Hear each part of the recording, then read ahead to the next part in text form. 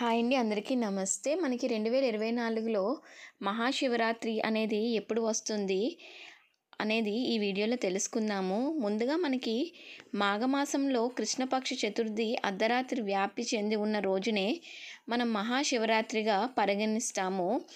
అమావాస్యకి ముందు వచ్చే కృష్ణపక్ష చతుర్థి నాడే శివరాత్రి జరుపుకోవాలని మనం తెలుస్తుంది. సంక్రాంతి పండుగ తర్వాత వచ్చే పండుగల్లో ముఖ్యమైనది మహాశివరాత్రి.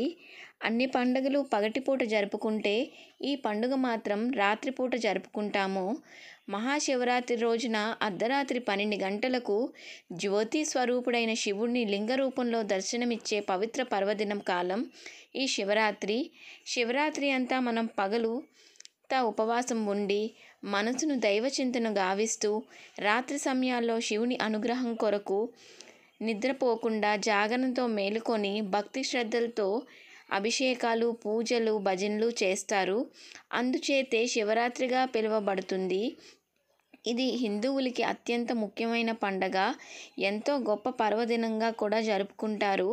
శివరాత్రి రోజు మనం ఉపవాసం, రాత్రి జాగరణ చేయడం శివనామస్మరణతో మారుమోగుతుంది.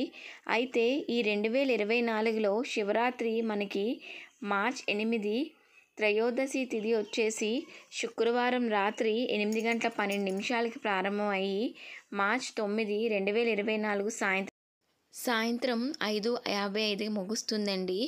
శివరాత్రి గురించి తెలుసుకున్నారు కదండి.